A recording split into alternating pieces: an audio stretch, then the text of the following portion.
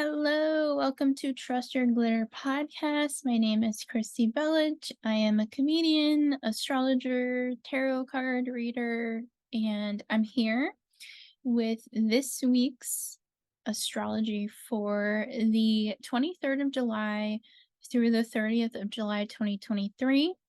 And today I'm just going to kind of go with the flow and play it by ear because I'm going to kind of experiment here with how I'm approaching this podcast today.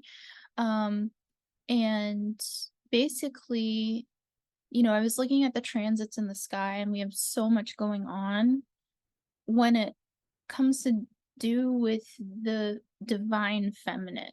And we just entered Leo season yesterday. We also entered Venus retrograde yesterday on the 22nd of July. And I was thinking about how I'm going to approach this video today because, from a person who, I study astrology, I study the stars, I study the sky. I know there's so many different ways to approach astrology. There's so many different ways to approach spirituality. And I'm just my water bottle. I'm a spiritual seeker, and I'm somebody who's also going through some really big shifts and transformations personally. So as I work through kind of how I approach my connection to spirituality and my connection to astrology, I also am kind of evolving as I go along. And I find that a lot of astrologers in the past, especially people that were my mentors in the astrology world, there's things that you learn along the way, but there's this kind of mindset of astrology and intuition where I think that based on the positioning, and this is just how I feel, intuitively, based on the positioning of the North and South node right now and Pluto, that calling out the patriarchy and committing to a more feminist approach towards astrology is kind of where I'm going to be taking my content. And because we just entered Leo season, it is about being big and bold and making some big statements. So I'm gonna set some rules here as I head into this astrology video. Number one, I'm going to be talking about feminism in astrology. If that is something that is upsetting towards some people, which it is because I'm also a comedian and I post comedy videos all the time, and I see what's in my comments and I see how people are still viewing a woman with a voice. So here's how I'm going to put it down. If you come on here and get in the comments and you're like saying anything about how I'm looking, how I don't look pleasing or pleasant to you, how my voice is sounding towards you, I'm not the content for you, honey.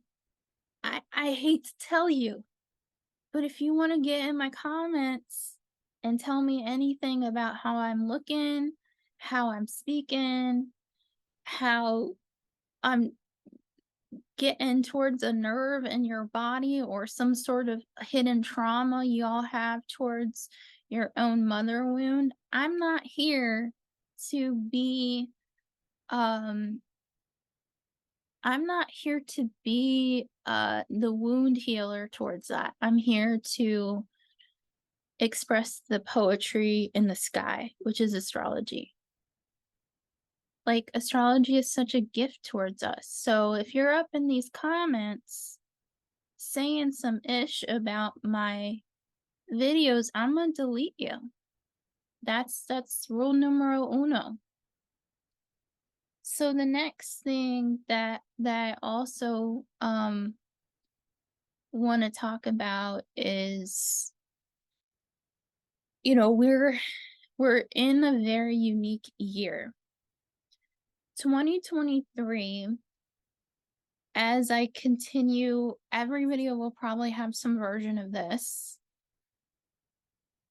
2023 brings great lessons of synchronicity. So say you come at this and you're like, hey, I'm a Vedic astrologer, because I'm going to shout out, I just started looking at my video and my podcast analytics. So I'm going to shout out that I really, really appreciate that I'm on Chartable in India, and I didn't realize that my podcast in India is getting so much love. So I want to shout out and say, astrology has so many approaches and traditions, and I want to honor all sacred traditions. So I'm coming at this from a tropical perspective. But again, if we rise above in 2023 and look at what this year is bringing us, this year is a year of 7, which is the number of sacred spirituality. And in many ways, is kind of this spiritual seeker number, but it also gives kind of this vibe of being sort of in your own space of kind of formulating, getting data, and kind of analyzing the data. So if tropical astrology is not your jam, or not what because I was thinking about this, like, yes, we're in Leo season in tropical astrology, and it is about being big and bold, but there's so many other interpretations, like planetary aspects, positions of the planets, the numerology, the cards of destiny per day, the day of the week, and what planet the day of the week represents to you. There's so many ways to approach everything. And this is the language that I've been studying, but this is a language of so many different variables. So that's the second thing I want to talk about, because I want to say, like, this podcast for me is a love language.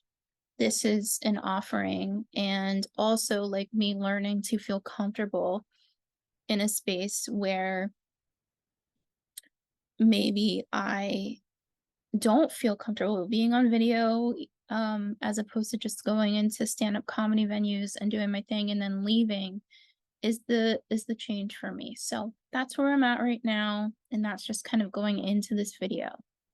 Now, the astrology this week is kind of a continuation of last week. So last week, we had some big, bold changes, and we have new moon energy in Cancer. So as we kind of lead into this week, as we enter this week in a new zodiac season. So also happy birthday. Happy birthday, all Leos out there. This is your time to shine, and you are the zodiac sign of the lion. You were meant to shine. You were meant to express yourself. You're meant to be bold. And we're all being asked, where do we need to be more courageous? Now, it just so happens that because Venus retrograde is going retrograde from the 22nd of July through September the 3rd, that we are in this point of all working with our heart chakra. We're all working with lessons of love language. And this week is a huge, huge lesson of what is your love language. I am not a therapist or a love language expert, but this seems to be where I'm being guided to work, where I'm being guided to kind of like focus on.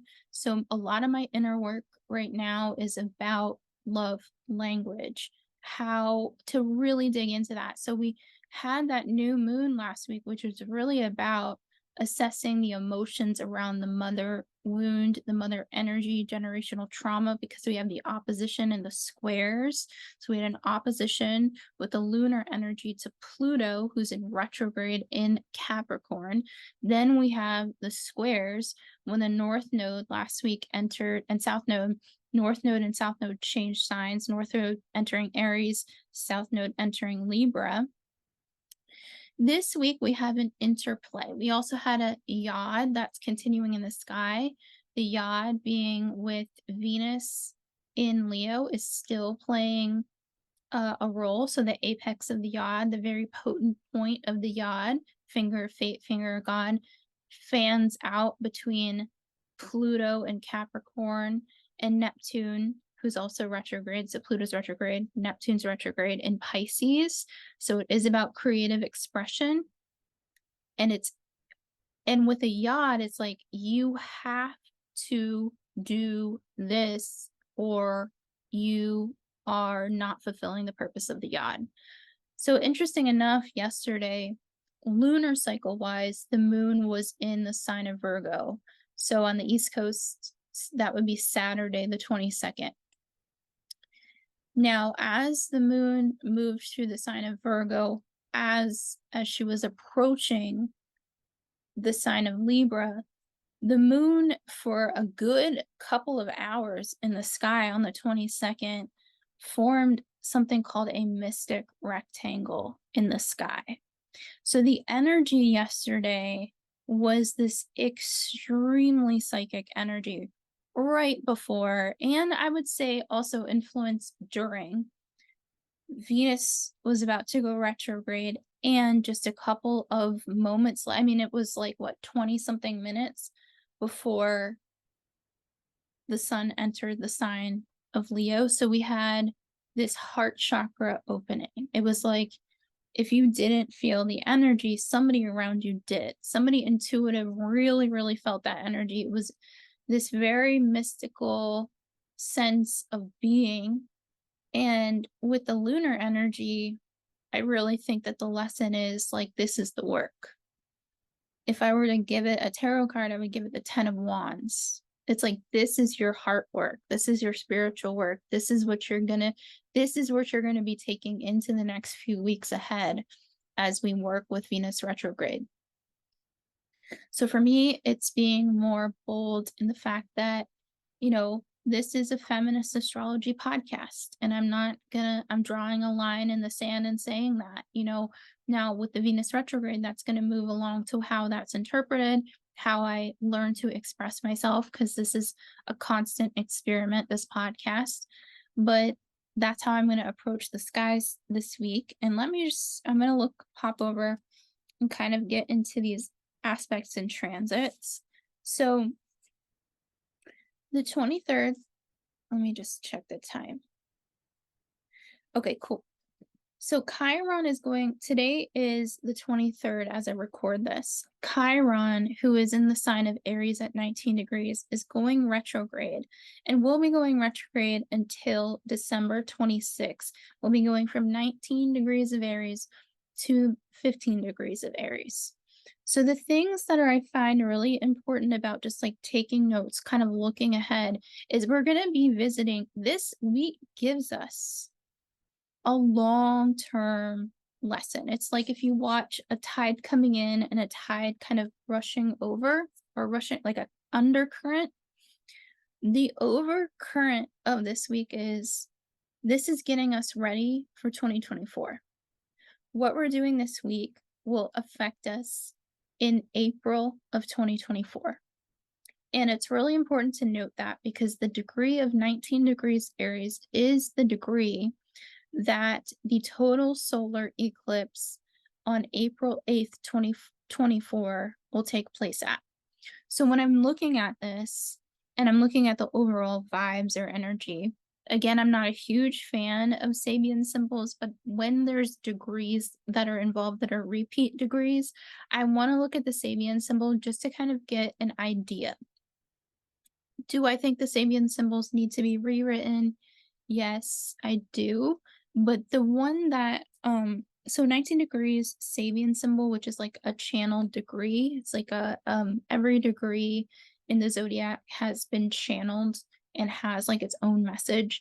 So the message of 19 degrees of Aries is a magic carpet. So I think it's an interesting message. I do think that, every Sabian symbol is up to being interpreted on your own, sort of what that means for you. The way I kind of view it is, it's like this very spiritual, almost like going through a vortex journey. So the 19 degrees Aries is taking us through these wounds as Chiron is sitting there and saying, hey, I'm going to go back to 15 degrees. And I'm going to really, really dig at your heart space. I'm really going to dig at what the lessons of love were in your life, I'm really going to dig at the fact that, like, you were taught this love language, but it doesn't mean that that has to hold true. You can recreate this language in your life. And North Node in Aries is saying, hey, like, you've got to take authority in a lot of aspects of, like, codependency. I mean, the South Node is in the sign of Libra, and it's all about releasing a lot of relationships that maybe kind of effed you up, that maybe kind of left you questioning a lot of things. And I know in our hearts, like with Libra being such a deep sign of justice in many ways, like Libra is the sign of balance scales. But when it comes to like every sign having a shadow and a light aspect, the shadow side of Libra is like people pleaser. And how many, especially those who gravitate or are empaths or highly sensitive people, like how many times in your life have you done something in order to please another soul, in order to please an ideal or a group of people? That's what the South Node in Libra is saying. And we've got this lesson for 18 months plus or minus. So it's like, with all of these Aries transits, with Chiron going retrograde, the question is, this is going to be a hard one. This is going to be a really tough lesson, because this is where that heart space has to let go and be like, wow, you really, really learned that the hard way. And it really hurt. And at the same time, even though it really hurt, you had to be like, even if you're the most Libra of Libras, the most Cancerians of Cancerian, the most water sign out there, in one way, shape, or form, this Chiron transit is taking place in your chart and going, okay, even though you had to walk away and it hurt, and maybe you lost friends, family, a job, a way of being, and it really, really, really stuck, because Chiron's like, you get a scar and you look down and you have like the scar tissue, or you have an old scar, even could be the tiniest scar. But when you look down, you remember how you got that scar. You remember how you got that battle wound, Aries energy. You remember how that became your service. You remember how that transmuted you into following this new journey, North Node in Aries, that's being presented this year. And you're revisiting the heart wound, Venus retrograde in Leo, in order to be able to shine again. Now, Venus retrograde in Leo, there's a difference, because I think there's a lot of danger in saying that Leo is like, there's the shadow aspect of Leo is saying like, oh, and Leo's very vain and self-obsessed and looks in the mirror all the time. And that is a shadow aspect, but Leo is meant to be a sign that really experiences the human form of the ego. So it's hard to talk and discuss this without saying, yes, but there is a way that everybody is here to shine on this planet, in our fifth house, our ascendant, and our Leo zone. So say, look at where your Leo house is, or what Leo planets you have, is actually what you're here and where you're meant to shine. So it's counterintuitive to tell a Leo not to shine. It's really rude. It's like quite disrespectful, because this is where that courage comes through. You would never tell an activist, please don't take the mic and tell people, and, to not shine. Now, Pluto and Leo generation, the baby boomers, a good majority of them, are getting a lot of lessons about capitalism right now because of the quincunx to the by sign with Pluto in Capricorn. But this Leo season is super humbling because there's so much depth to this Leo season that I'm really, really, really appreciative of how deep this Leo season is. And with the Venus retrograde, like, there's a very spiritual aspect to this. And one of the things I also want to say is that Lilith has been in Leo and she's been vibing, and today we've got a square. And let me just check. Hold up. Did I not write the square down? Again, these videos are still an experiment. I didn't write the square down. Let me go by memory. I'm going by memory, friends. I don't want to mess up, but I'm going to mess up on camera, so I'm just not going to edit this out. You're just going to see me in the raw looking at my notes because I don't want to get the wrong date because the square is really important as well. Okay. There she is. Okay, 23 degrees Leo. Okay, so Mercury is square Uranus today, but who's also up there is Lilith. And this also provides a lot of, like, today I'm having a lot of trouble with my throat chakra. I'm having a lot of trouble with like perfectionism. And there is this sort of psychic connection when it comes to a square with Mercury to Uranus. I have this square natally. It's in a different sign, but a lot of things that I've had to learn is learning to speak your truth, even when your voice shakes. Now, the Uranus square in this particular case is with Taurus, and with Lilith there, it is saying, you know, there's an equality here with the divine feminine because Uranus is Venusian ruled, and then the sun is the ruler of Leo. So we have this Leo square with the influence of Lilith. And Lilith has done, I've spoke about her a couple weeks ago, but she has been in the thick of these transits with Leo. And she is saying, no, ladies, shine, divine feminine, shine. And we all have, however you want to interpret it, divine feminine in our chart. We have divine feminine spirit guides.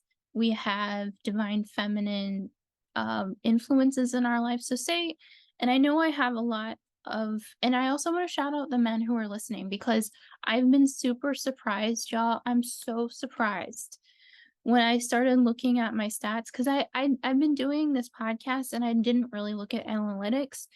And when I started looking at analytics, I saw there's a lot of men listening, and I just want to thank you for showing up and for continuing to listen to a spiritual podcast of a comedian that just kind of talks. I generally just kind of talk from my heart. So, men, I see you. I appreciate you. Thank you for listening. Thank you for showing up. And thank you for like continuing to show up. I see you in my stats. Thank you. I'm so grateful. So I just want to say that too, because we all have divine feminine in our charts. We all have Venus in our charts. We all have Lilith in our charts. And the old school way of textbook astrology, whether it's Vedic or tropical or any type of astrological background, Lilith is generally seen as the feared woman. And that just doesn't fly with me. So I kind of want to look at her from a different perspective, especially with Venus retrograde. They're going to be speaking to each other. Mercury and Venus are going to speak this week.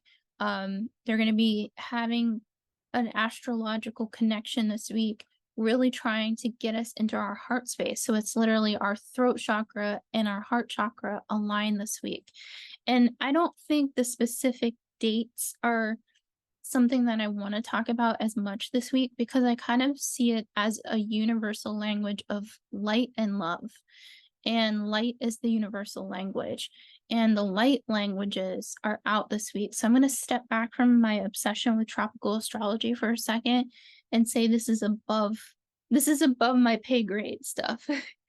This is like the notion of the fact that the aspects themselves, whether it's tropical, whether it's Vedic, is we have squares between the nodes and Pluto. And these squares are divinely aspecting each other, creating a vortex, whether you want to see it as a vortex, whether you want to see it as a crossroads, whether you want to see it as, its formal T square, whether you want to see this as numerology. I would really work with numerology this week. I feel it in my gut to say, like, really pay attention to the numerology this week.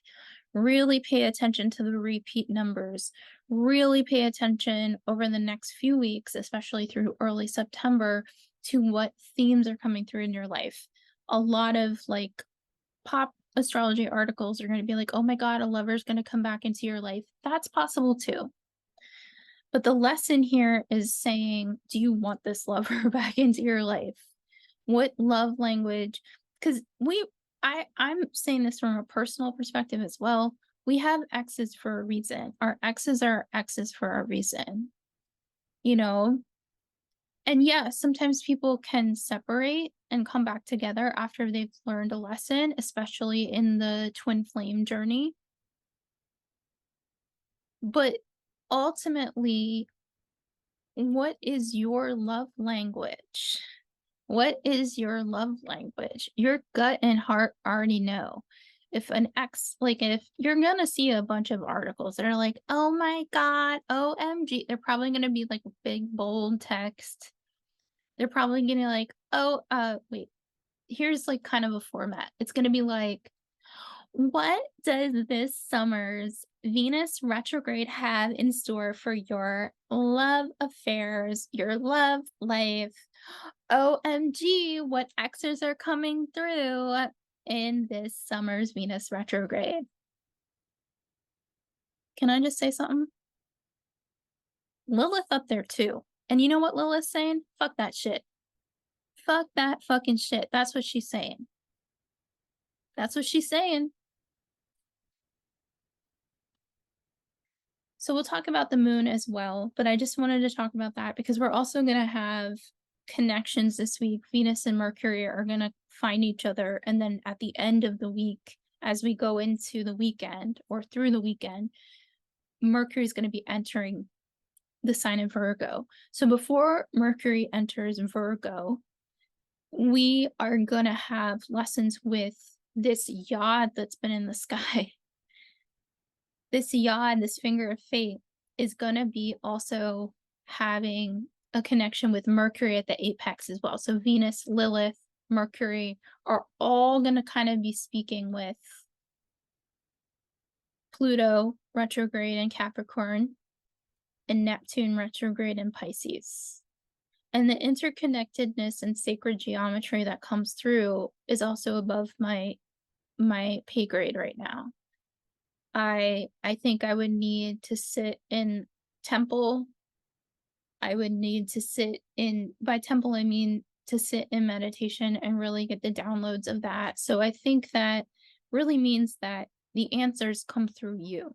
Your body is your temple. You are the one to know the answer. Even if it's scary, again, speaking the truth, even if your voice shakes, is like the quote that keeps just on coming through with these transits.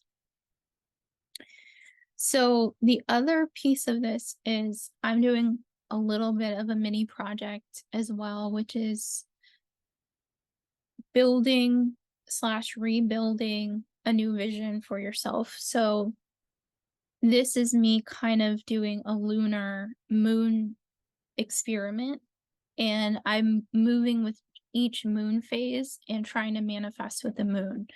So this experiment was rooted out of mental health and going on a mental health journey. If you want to check that out, let's see if I can do it. Check out this video here. If I can't do it, I'll put it in the comments.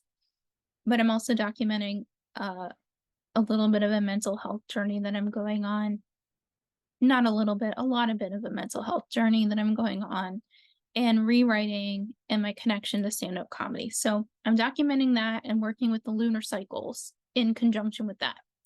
So with that, I'm going to talk about this week. We have a quarter moon coming up. It's the first quarter moon at 2 degrees of Scorpio. So this particular lunar cycle, I was kind of looking back at callbacks and also what to put on your calendar to kind of like keep note of what to look at. So some of the stuff on the 25th in this lunar cycle, before we go into the upcoming full moon cycle, and the full moon ahead is going to be in Aquarius, which is the visionary. So I want to talk about this as we head into a full moon that is in a visionary aspect, because this is kind of taking us back. So we have this theme of all these retrogrades in the sky. We got outer planets in retrograde. Now we got Venus in retrograde. It's a whole bunch of stuff. So let's see, 6:06 p.m. Eastern Standard Time, first quarter moon at 2 degrees of Scorpio. Callbacks, all right?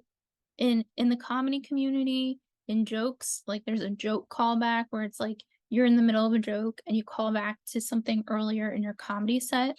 So like in the writing world, I'm sure they have, like, I'm sure in the fancy writing world, y'all have that stuff too. But in the comedy world, we have callbacks. So our callback, I'm going to take out my cards, is to October 25th, 2022. This callback was a partial solar eclipse, and this was in the sign of Scorpio.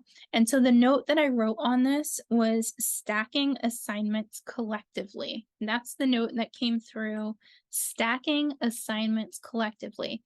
Interpret that however you feel. So then another callback is May 5th of this year. We had a prenumeral lunar eclipse in Scorpio. This is a callback to that timing. And what I mean by callbacks is in your life, this is especially if Venus retrograde. What was going on in your love life? What was going on in your self-love journey? What was going on in your financial journey? What was going on in your Venus house?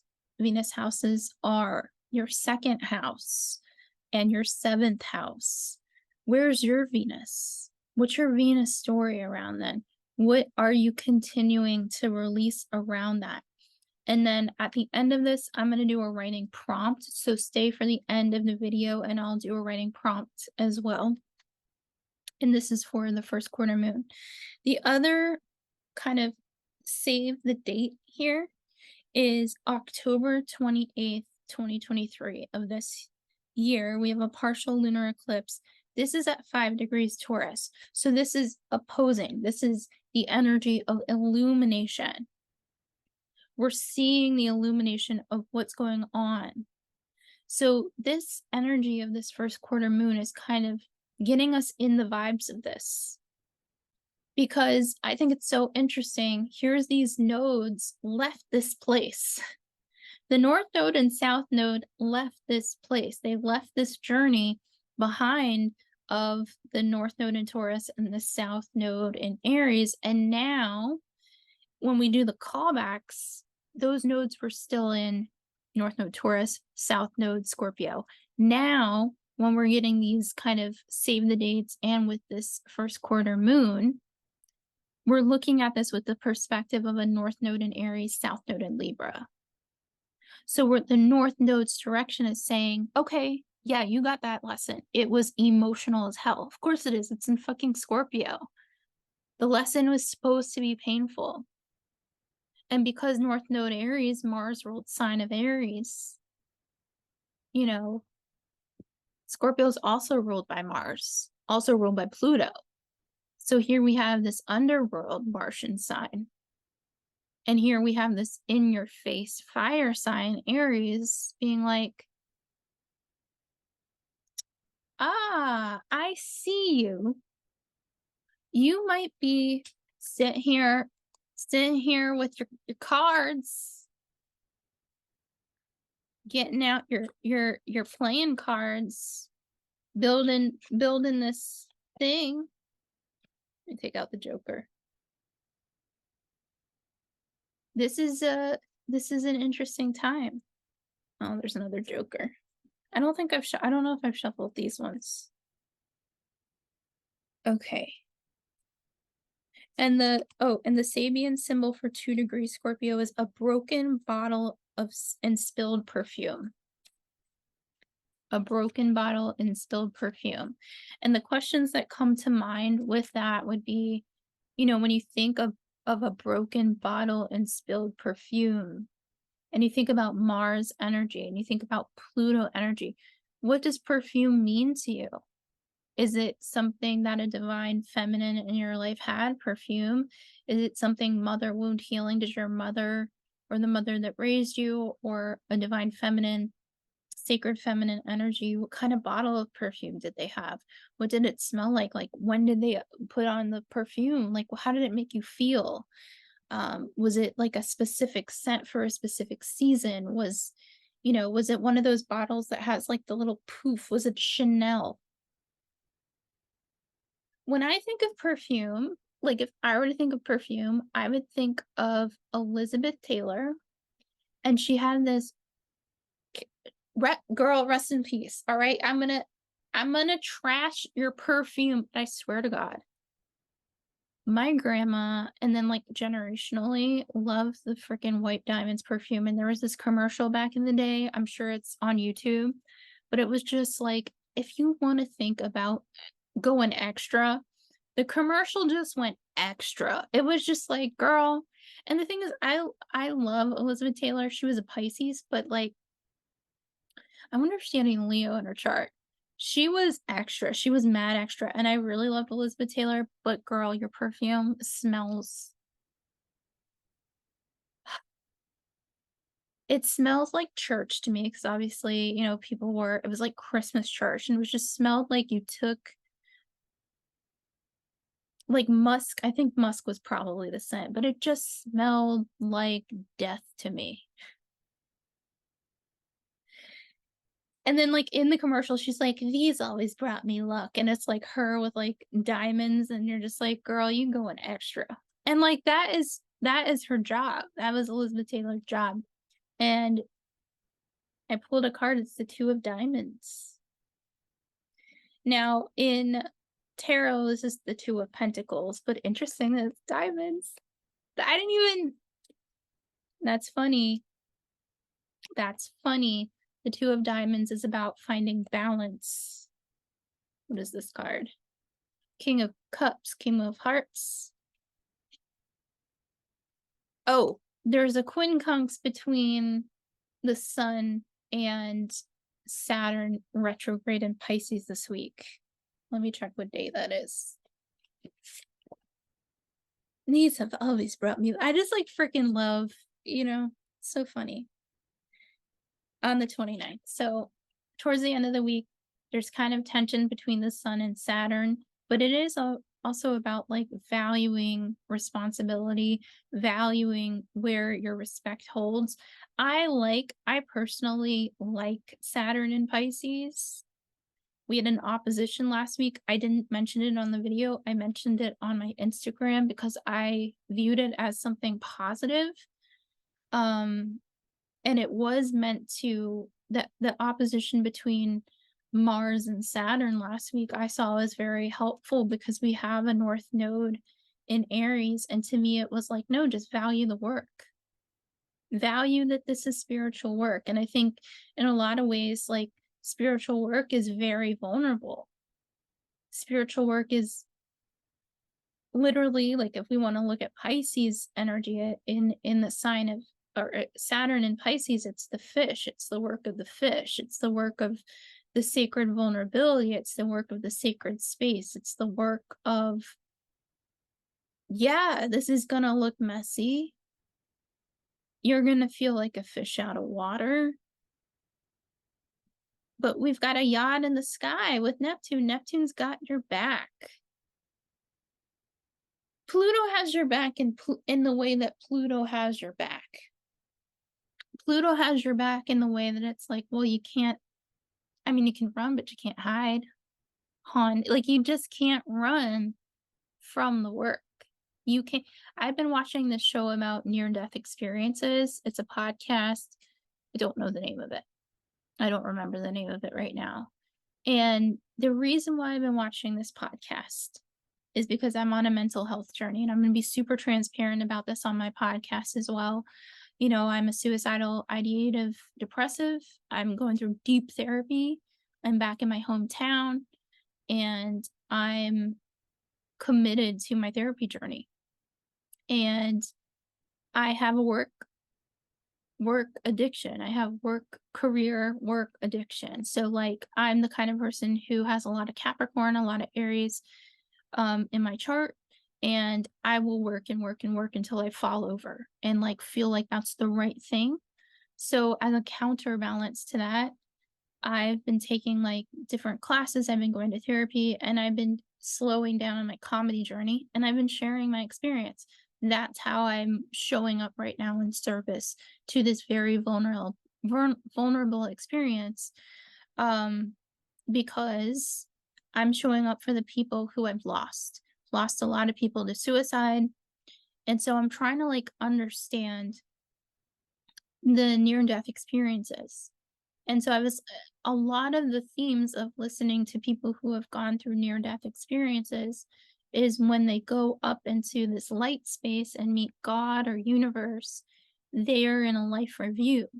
And in a lot of ways, we're being given that life review as we speak. And we've done been getting this life review, my friends. We have been getting this life review ever since, 2020. 2020 brought us the Great Conjunctions, which is when this life review began in a very big way. 2012 brought us another life review as well, but 2020 brought us this really, really big life review. And this energy of 28, 29 degrees Leo that we're vibing in right now is the energy of the fixed star Regulus. And Regulus is, fixed stars have a multitude of interpretations because they're ancient astrology. That is ancient astrology. That is the work of people over centuries and centuries when you get into fixed stars. So the energy of Regulus, I am not an expert on, but we've lived it. We've been living this Regulus energy, the fixed star, and the 21st of August 2017 brought us this very big, bold eclipse in the energy of Regulus. So now this week we've got a yod. The last few weeks we've got this yod pointing to the apex, basically triggering this point of Regulus over and over and over again. And now this week we have Mercury being like, speak your truth. We're going to see some ego stuff over this too. It's when you heal the ego, and I've been, my ego may not be like, oh my God, I'm the best, but my ego with a Capricorn energy is like, oh my God, I suck. So when I'm like listening to the NDE videos of people and their experiences and their in life review, they're all talking about the light language. Somebody talking about how music is the light language, how it brings sacred geometry, and how music is this ultimate healer. And here we have Saturn in retrograde and Pisces in the language of music. Here we have Neptune in retrograde and Pisces in the language of music. And Neptune is a higher resonance of Miss Venus. And it's not that Miss Venus is not in her shining sacred feminine, but really what we're ultimately looking at is a nod to the age of Pisces. What we're experiencing, I don't know why I feel like I need to cry. but like we are experiencing a nod and saying, this is a generational shift. And it brought us really cool stuff like Elizabeth Taylor.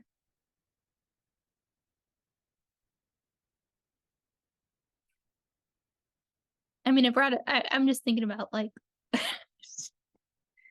anyway, it brought us so many things.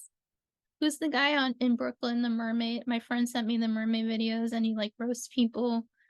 By mermaid videos, I mean he's on Mermaid Avenue in Brooklyn in Flatbush and he like makes fun of people on the street. I think that's God's work right there. He's just like, somebody shout out who that guy is. He like makes fun of people that walk by and he's like, what are you wearing today? All this stuff. Anyway. Is there anything else astrology wise that I want to talk about? Oh, okay. So this gets into like this little diatribe I just Sagittarius mooned us through. So this is the molecule of spirit encoding, and the codes of light bring us the courage. And that's the last thing I'm going to say. So this is the spirit molecule encoding, and the codes of light bringing us the courage. That's kind of a vibe I got off of this. And then for those sticking around, I'll also clip this part out, get these jokers out, but I'm going to just kind of conclude. Cards that want to come out today are unicorns. They really did. I just grabbed the sale. God, okay, Christy, you're on it. See how I'm all blushing. I'm not going to edit any of the shit out either. Wow, look who's out. We got 2 of Cups. Okay, 2 of Cups. All right. Get down with your bad self. You got the 2 of Cups being like, you have love here. This is a sacred sacred DNA. So the way I saw this visually when I said the lights encoding was like, if you ever took like a genetics class, or if you've ever like Googled like the biochemistry of genes encoding, just do that. Like it's like a super short video. Like all you'll see is like this cascade of energy. And then I saw music. And I saw classical music.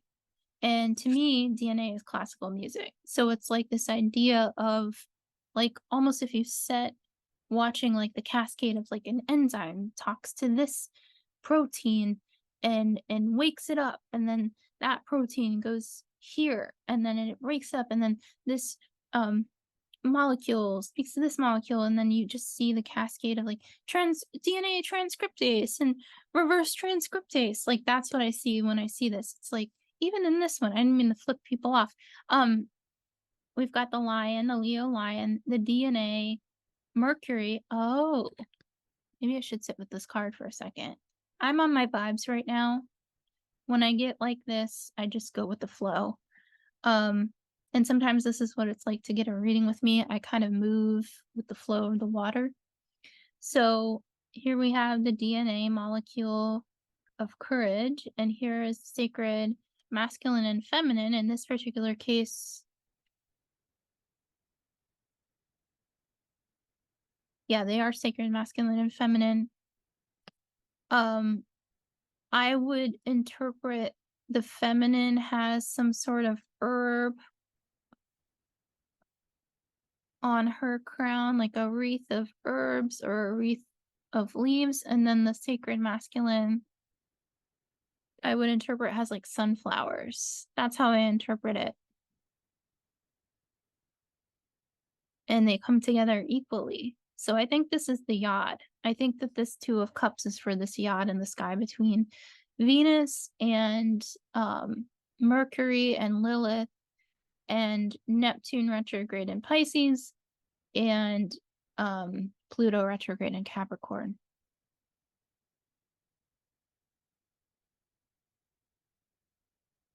Yeah. The caduce, is that, did I say it correctly? And I just hear this transformation in light. I see onyx and I see like tourmaline. this is a controversial card. But ultimately, you've shed. You've already shed. You've left that skin behind. Yeah, you're bleeding out a little bit. This is like if you get a tattoo and you've got the blood, or if you see snake skin and there's no snake and you're like, what happened? Well, they shed their skin. They had to leave it behind.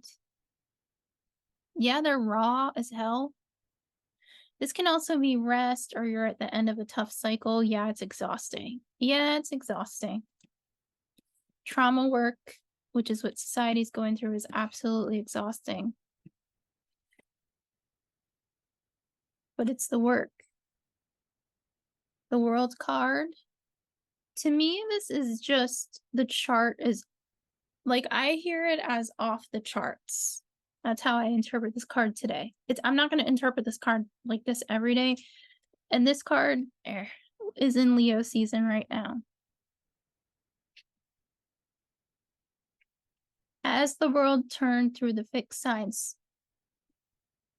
So the next aspect of this, so we're prepping this week for that October eclipse on the 28th.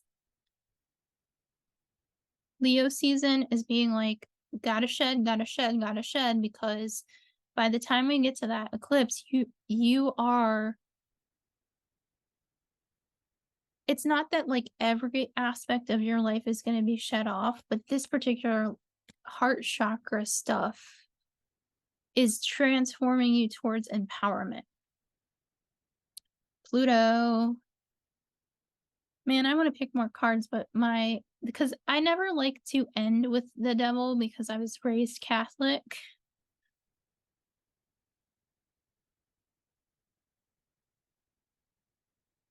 I'm seeing this as this card.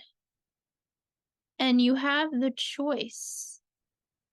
And yes, there's an as above, so below element. When I watched the NDE, the Near Death Experience podcast, that's not the name of the podcast, but when I was watching the podcast, they were talking about, because there's so much fear related to Christianity that a lot of people have lived their lives in a way that's like, if I do this, I won't go to hell. If I do this, I won't go to hell. But it's the idea of love is the ultimate language, and that is what we're learning during Mercury retrograde. And believe me, I am right there in the thick of it.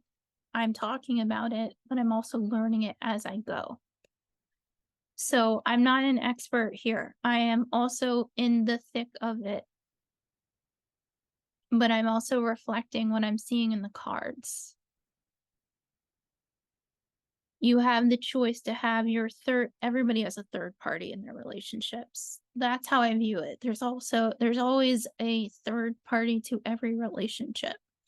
It's deciding whether that third party is a light party, meaning like they are there to create a healthy relationship that has healthy boundaries and respects one another, or there's allowing Pluto to take hold and saying, hey, let's do this cycle over again in this lifetime. Now,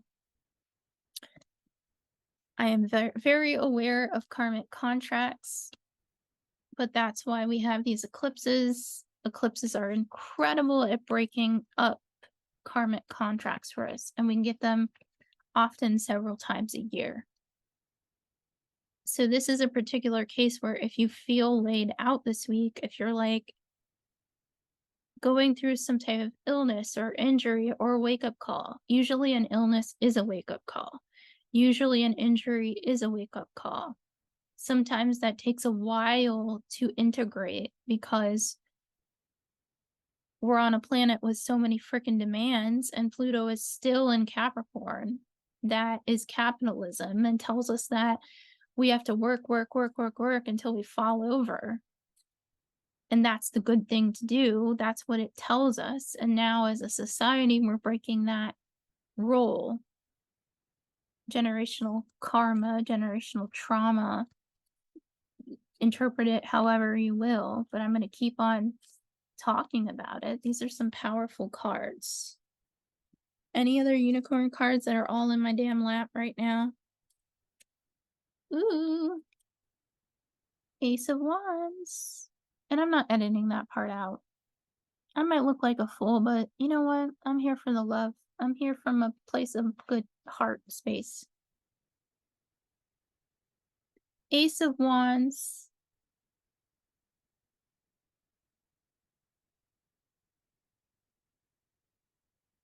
So, interpretation, like blank interpretation, new beginnings and creativity. That's like textbook Ace of Wands interpretation. To me, this is the North Node in Aries.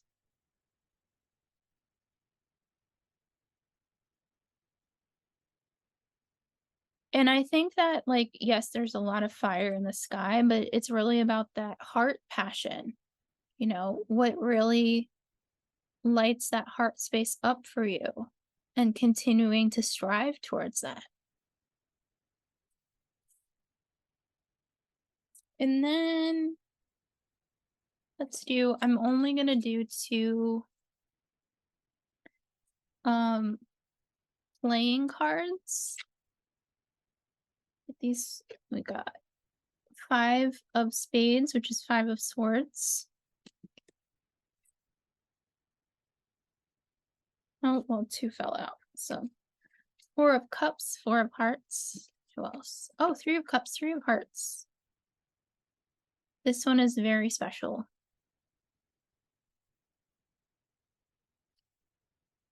So the textbook definition of this is friendship and community.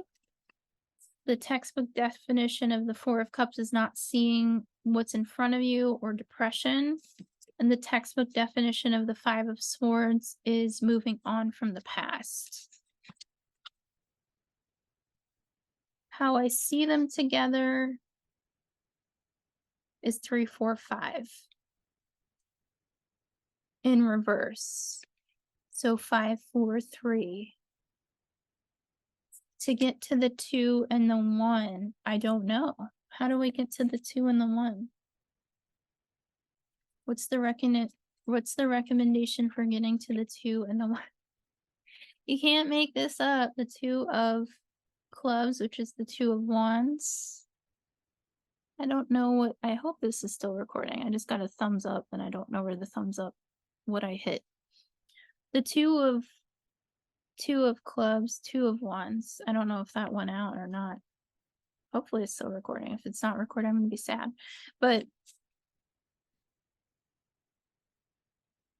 2 of wands is new beginnings. And it's interesting because that devil card brought in a relationship and that 2 of cups brought in a relationship. It feels like more will be revealed in time, and it's through friends that you are able to find, or community. This feels very harmonious. This feels like things line up. This feels like you have to really respect your intuition and honor Leo season being a guide towards this, but it might not be an answer yet. This can be hard and might have more meaning around end of October into November, maybe even before Sagittarius season.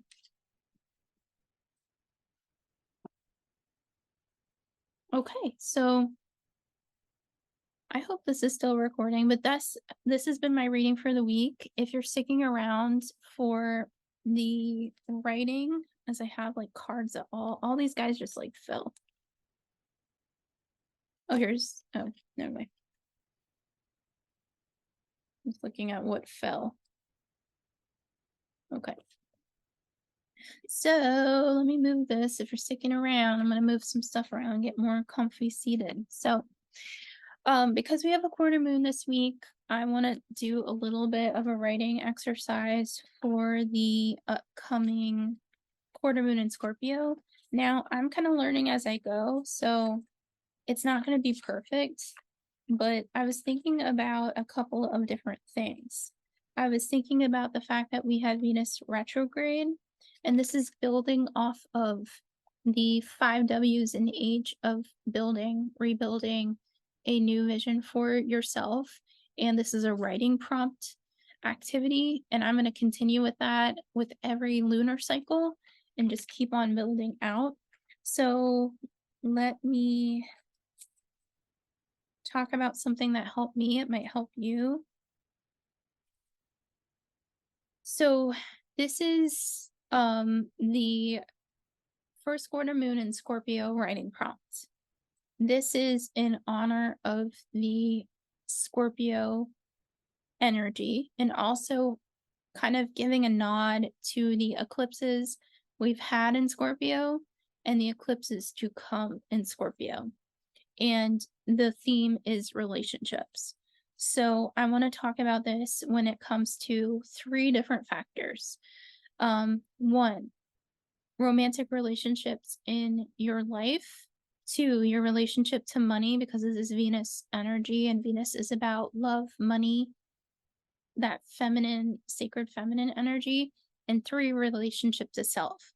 So on a piece of paper, constructed paper, your journal, kind of have however many relationships you have to go through with all 3 categories. And I'll do like a graphic for this, but it's love relationships, romantic relationships, money and finances, and relationship to self. So this is listing out in every category 4 facts about each of these categories. So say you're doing a specific relationship or in general, it'll just be 4 facts in each category.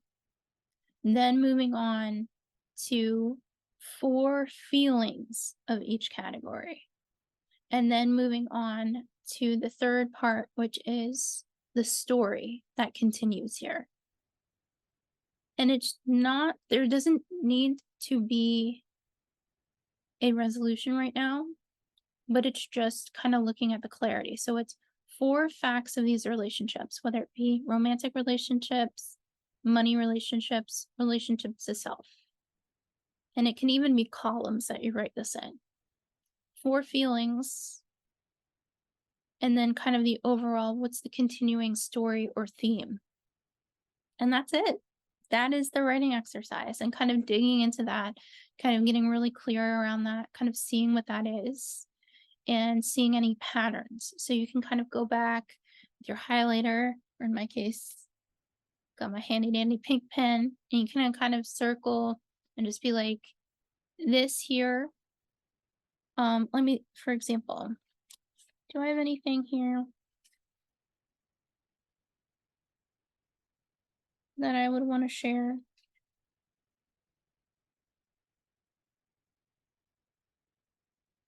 Okay. So 4 facts about like a relationship would be, this is a specific relationship I was working through. So it would be a fact. Communicative. The relationship was communicative. And then a feeling around it would be like, you know, a feeling is, text messages not being answered or things like that for people who have gone through that. And then kind of a recurring theme, kind of seeing the recurring theme around that, why, and then going into the interpretation of that. So I don't know if that helps, but it's like things like that. And then that gets me into like love languages as well. I'm not a love romantic relationship expert. I'm just a learning student. And in this particular case, for me, it kind of pointed me towards like love language and love dynamics. And for me, it helped me to kind of break down what the love dynamics are. So this is something that helped. I'll be sharing this as well.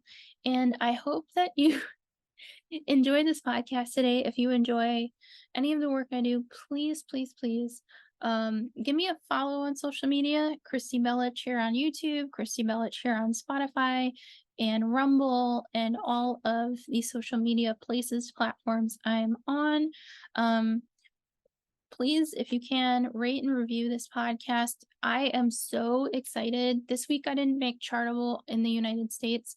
I didn't realize I've been continuing to to make Chartable in India. Thank you so much to my international listeners. It's so cool.